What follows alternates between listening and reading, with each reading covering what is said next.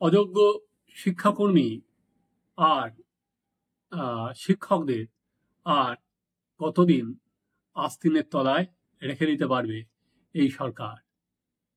আজকের পর এই প্রশ্নটা কিন্তু অনেক বড় হয়ে দাঁড়ালো। যোগ্য শিক্ষক এবং অশিক্ষকরা, কর্মচারীরা আজ নবান্নের উদ্দেশ্যে তাদের যে মিছিল ছিল,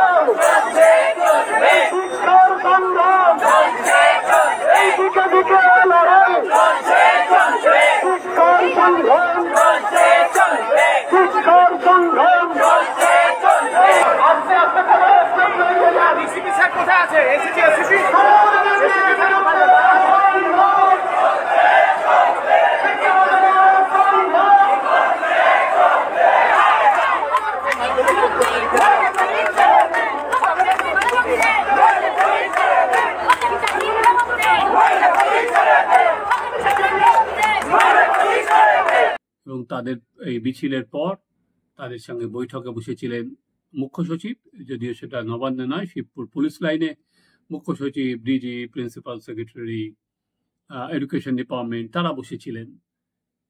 কিন্তু যা হওয়ার কোনো সমাধান সূত্র বেরোয়নি।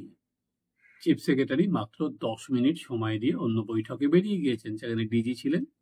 তারা বলেছেন নোট করেছেন, কি নোট করবেন জানি না, সবাই তো জানে এদের কি ডিমান্ড। তারপর তারা বলেছেন তারা পুরো বিষয়টি নোট করেছেন, কিন্তু পিঠ দেওয়ালে ঠেকে গেছে এই যোগ্য শিক্ষকদের। তাদের হারানোর আর কিছু নেই, কারণ তারা 2016 সালে চাকরি পেয়েছিলেন, মেধার ভিত্তিতে চাকরি পেয়েছিলেন। এবার তাদের চাকরিটা চলে গেছে। এরপর বারবার যেটা আমরা দেখেছি যে আদালত অযোগ্যদের দিয়ে যে নির্দেশ দিচ্ছেন, সেই নির্দেশ কিছুতেই মানতে রাজি হচ্ছে না তৃণমূল সরকার। আদালত এই প্রশ্ন পর্যন্ত করেছে যে প্রতারকদের পাশে একটা সরকার কিভাবে থাকে।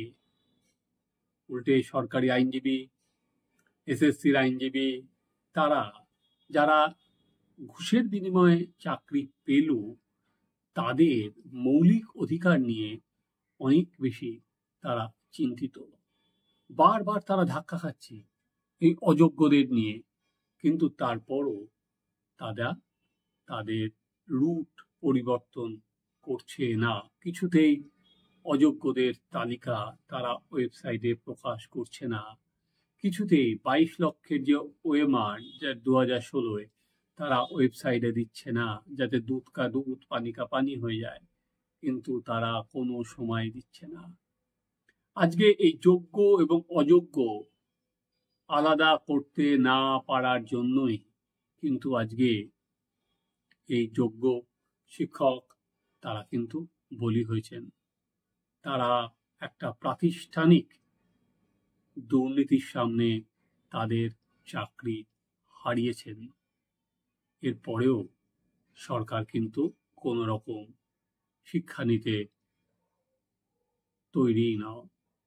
আমরা বারবার তারা সরকারের সঙ্গে কথা বলেছেন, নেতাজি ইন্ডোর স্টেডিয়ামে মুখ্যমন্ত্রীর সঙ্গে তাদের কথা হয়েছে, কিন্তু তারপরেও জল কিন্তু গড়ায়নি।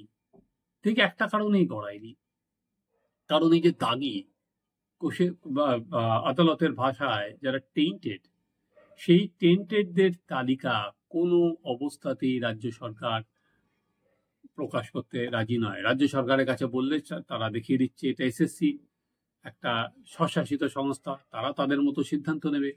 অথচ যখন এই যোগ্য এবং অযোগ্য প্রার্থীদের চাকরি বাতিলের পর আদালতের নির্দেশ অনুযায়ী আবার নতুন করে পরীক্ষার ঘোষণা করা হয়, সেটা কিন্তু এসএসসি দপ্তর থেকে হয় না, সেটা মুখ্যমন্ত্রী নিজে নবান্ন থেকে সেই ঘোষণাটা মুখ্যমন্ত্রী করেন। অথচ যখন এই তালিকা কেন বার করা হচ্ছে না, তখন সেটা চাপিয়ে দেওয়া হচ্ছে দায়ভারটা স্কুল সার্ভিস কমিশনের ঘাড়ে।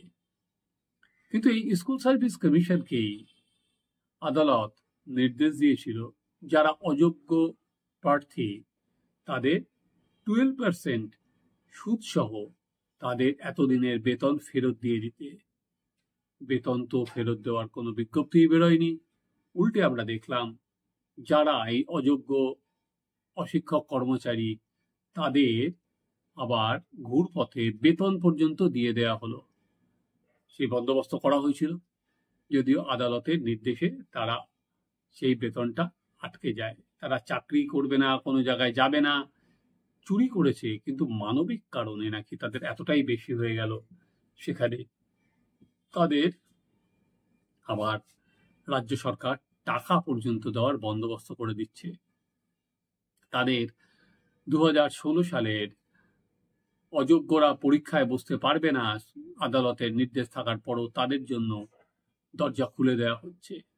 বারবার করেই আমরা দেখতে পাচ্ছি অযোগ্যদের তালিকা কোনো অবস্থাতেই সরকার বার করতে রাজি হচ্ছে না। এবার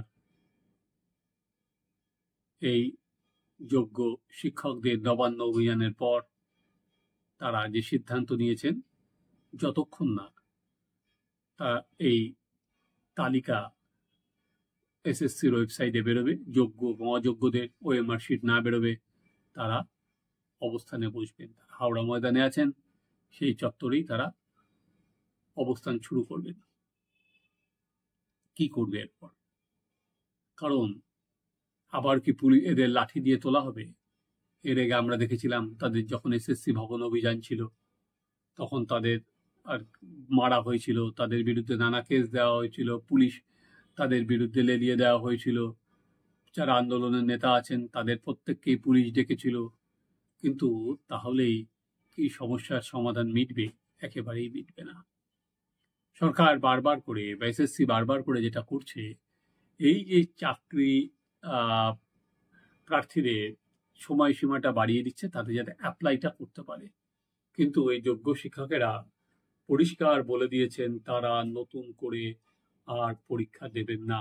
তারা এদিনের বৈঠকেও তারা সেটা রাজ্যের মুখ্য সচিবের কাছে জানিয়ে দিয়েছেন যে তারা আর পরীক্ষা দেবেন না। তাদের পরীক্ষা যাতে দেওয়া হয় সেই বন্দোবস্তের কথা বলা হচ্ছিল, কিন্তু তারা পরিষ্কার সেটা জানিয়ে দিয়েছেন তারা পরীক্ষা দেবেন না।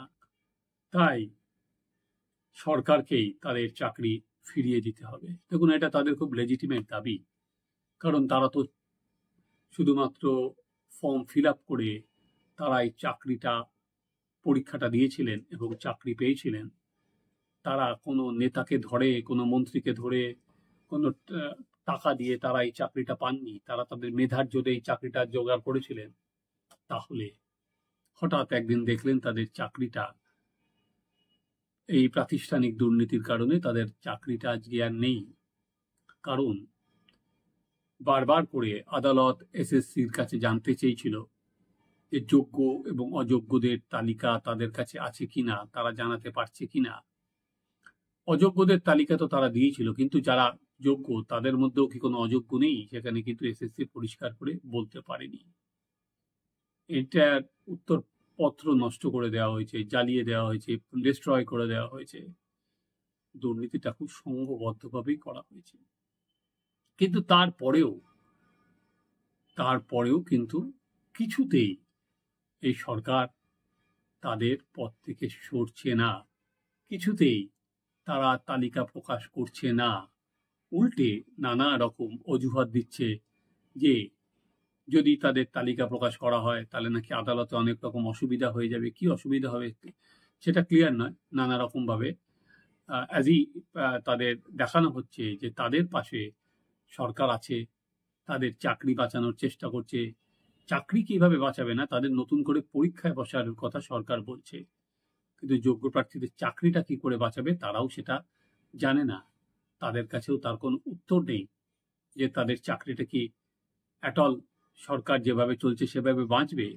সরকার যে রিভিউ পিটিশন জমা দিয়েছে, যে রিভিউ পিটিশনে জমা দিতে আর কি তখনই বিবেচ্য হবে যখন কোনো স্ট্রং পয়েন্ট থাকবে যে আমি রিভিউ কেন করতে বলছি, যে আমার হাতে এই স্ট্রং পয়েন্টগুলো পরবর্তীকালে পাওয়া গেল। তো স্ট্রং পয়েন্ট বলতে তো একটাই হবে, যদি এসএসসি গিয়ে বলে আদালতের কাছে যে আমরা অযোগ্যদের তালিকা আলাদা করতে পেরেছি, এরা অযোগ্য, অতএব এদের ছাড়া বাদবাকি যোগ্য, এবং এটাই ফুল অ্যান্ড ফাইনাল লিস্ট। কিন্তু অযোগ্যদের তালিকাই তো তারা প্রকাশ করছে না এসএসসি। শোনা যায় এসএসসির পুরো তালিকা তাদের তৈরি আছে, কিন্তু উপর মহলের কোনো চাপে তারা এই তালিকা প্রকাশ করতে পারছে না, বা তাদের তালিকা প্রকাশ করতে দেওয়া হচ্ছে না। আদতে শাসক দল ভয় পাচ্ছে যে যে সমস্ত দাগি চাকরিটা চলে গেছে, এবং যাদের টাকা দিয়ে সরকার দিয়ে ভেবেছিল তাদের মুখটা বন্ধ করে রাখা যাবে, কিন্তু একবার যদি তালিকাটা বেরিয়ে যায়, অযোগ্যদের তালিকা, তাহলে হয়তো একটা সোশ্যাল আনরেস্ট হতে পারে। কারণ একবার তালিকা বেরিয়ে গেলে তাদের সামাজিক অসম্মান, এখনো সরকার বিভিন্ন দরজা দিয়ে তাদের অন্য ডিপার্টমেন্টে চাকরি দেওয়ার ব্যবস্থা করার কথা বলছে, কিন্তু একবার যেই তালিকাটা বেরোবে অযোগ্যদের, সেটা লোকের কাছে চলে যাবে যে এরা অযোগ্য, তখন এরা ভাবছে যে এরা যদি মুখ খুলতে শুরু করে, তখন কিন্তু ঝুলি থেকে বিড়ালটা বেরিয়ে যাবে, যে বিড়াল আর কিছুতেই ঢোকানো যাবে না। কিন্তু এবার এই যে যোগ্য শিক্ষকেরা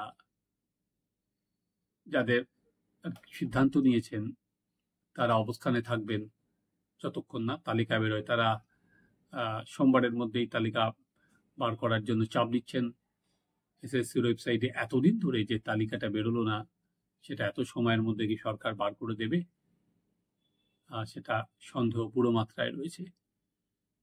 যদি বের করে দেয়, তারপরে রিয়াকশনগুলো কি হবে, সেটাও তো তাদের দেখতে হবে। কারণ দুদিন আগে আদালতে ডিভিশন বেঞ্চ হাইকোর্টের তারা দৌড়েছিল এই অযোগ্যদের মৌলিক অধিকার নিয়ে, তাদের দৌড়েছিল যে তাদের যুক্তি ছিল যে একবার তাদের টাকা ফেরত দেওয়ার কথা বলা হচ্ছে, আবার তাদের পরীক্ষায় বসতে দেবে না, ফলে একই দুর্নীতির কতগুলো শাস্তি হয়, সেটা তারা সংবিধানের বই দেখে সেই আইনের বই খাতা বার করে সেই যুক্তি আদালতের কাছে রাখতে গিয়েছিলেন। কিন্তু আদালত সেটা পুরো নস্যাৎ করে দিয়েছে, পরিষ্কার বলেছে সরকার প্রতারকদের পাশে থাকতে পারে না, এবং যারা দুর্নীতি করেছে তারা কোনো অবস্থাতেই পরীক্ষায় বসতে পারবে না, তা পরিষ্কার বলা আছে। তারপরেও কিন্তু কোনো হুঁশ ফেরেনি। শাসক দলের যারা মুখপাত্র আছে, তারা গাঁই গাঁই করে টিভির সামনে চিৎকার করে যাচ্ছেন সরকার কতটা সংবেদনশীলতার সঙ্গে সরকার এদের সমস্যা মেটানোর চেষ্টা করছেন। কি সমস্যা মেটাবে না, এরা পরীক্ষা দেবে। কেন অযোগ্যদের তালিকা প্রকাশিত হবে না, সেটা নিয়ে কারোর কাছেই কোনো উত্তর নেই। সবাই বুঝতে পারছে কোনটা ব্ল্যাক কোনটা হোয়াইট, সাদা কালো চেনায় কোনো অসুবিধা নেই, কিন্তু দাগিদের পাশে দাঁড়াতে গিয়ে সরকার নিজেদের গায়ে কিন্তু যত সময় যাচ্ছে টেন্টেড এই শিলমোহরটা তাদের সরকারের গায়ে কিন্তু লেগে যাচ্ছে। আজ হয়তো তারা মনে করছে যে এটা ভোটের বাজারে খুব একটা প্রভাব ফেলবে না, সবে হয়তো ভোটের নিরিখে দেখা হচ্ছে যে মাত্র তো কয়েক হাজার শিক্ষক, তাতে ভোটের বাজারে তার কিছু হেরফের হবে না, সেটাই তাদের মত, যে এটা খুব সামলে নেওয়া যাবে। জানি না এই সামলানোর জেরে এই তালিকা যদি প্রকাশ না হয়, এই ছেলে মেয়েগুলো যদি তাদের আর পুনরায় ফর্ম ফিল আপ না করেন, এই জল কিন্তু বহুদূর গড়াবে। আপাতত দেখি যোগ্য শিক্ষক এবং অশিক্ষকরা যে চাপ সরকারের উপর দিয়েছেন, সেটা কোন পথে এরা মেটাতে পারেন, বা আদৌ মেটানোর কোনো সদিচ্ছা এদের আছে কিনা। আপনারা দেখতে থাকুন আমাদের চ্যানেল সাবস্ক্রাইব করুন, আপনাদের মতামত জানান।